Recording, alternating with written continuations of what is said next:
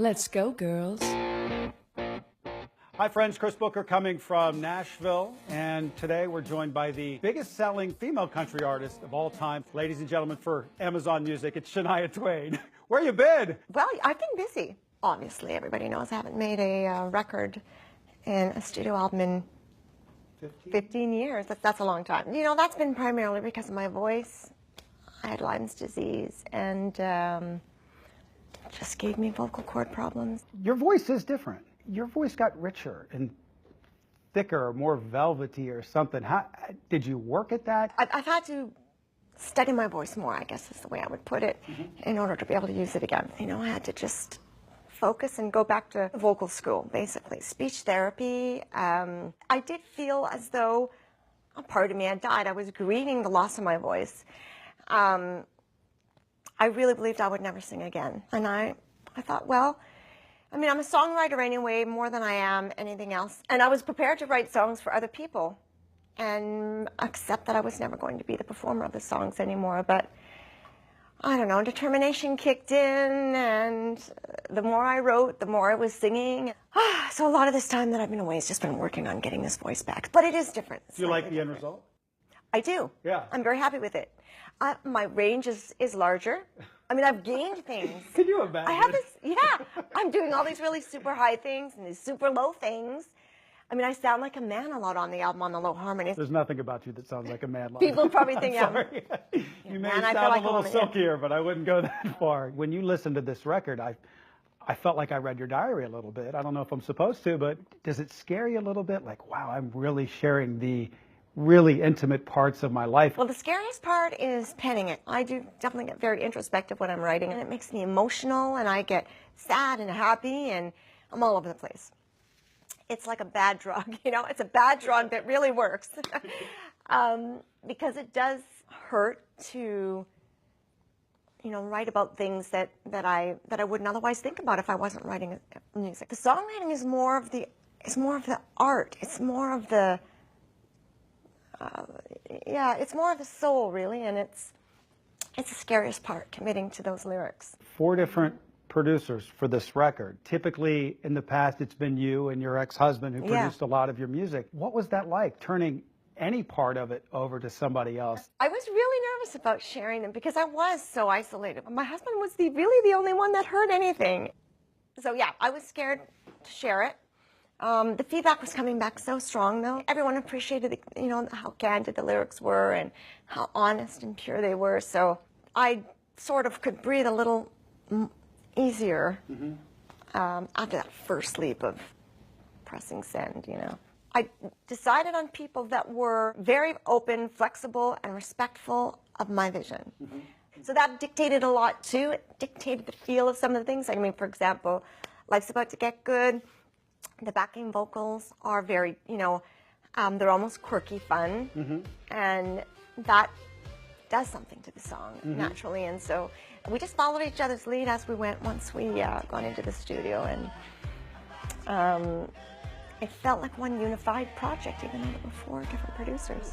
Life's about joy, life's about pain, it's all about giving in, the will to walk away. Well, since you brought that song up, let's get right into that. That is kind of your welcome back. It sums up a lot of what I was experiencing through the making of the record, and for many years of my life, to be honest. It's a bit of, it encapsulates a lot. You know, being really down, being broken, feeling like it's the worst it's going to get. And then the light goes on, and I realize that there's hope and there's light at the end of the tunnel.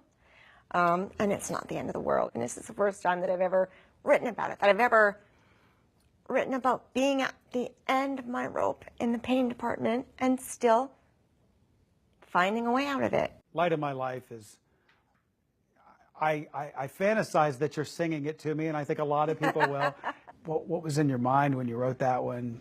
I was thinking of my high school days and my insecurities of being a teenager, and how I, you know, the boys that I was in love with and I was invisible to them. They didn't even know I existed. And so the song is really about that. It's about, you know, dreaming and fantasizing that this person will get it eventually. I'm not going to say anything, but they'll come around eventually and they'll love me. They'll see me someday. Why now? Why now? Because right now is what really matters most to me. Now I want to live where I'm at right this moment. And it's not going to last forever. I wouldn't want it to, but I want to live it. And now means more to me than anything. It means more than tomorrow, because tomorrow may never come. And it certainly means more than the past, because that's over. So I put a lot of emphasis and importance on right now. I want to know about your everyday life. My everyday home life is very domestic. I have 2 dogs and my son, my 15-year-old son at home. I go back and forth to school at least twice a day. Yeah. Sometimes 3 times a day for a sport or whatever. And then my own sport, trying to keep myself fit. So I'm out there playing tennis all the time. That's my sport. Walking the dog and walking the beach, stuff like that. I love to cook. Yeah. What's your best in the meal? evenings. Well, my husband and my son have different favorites. That's an issue. That's good. I know. Well, no, not for the cook. Well, at least you have fans of multiple dishes, which means you're probably not that bad at it. I have to make 2 different things every night.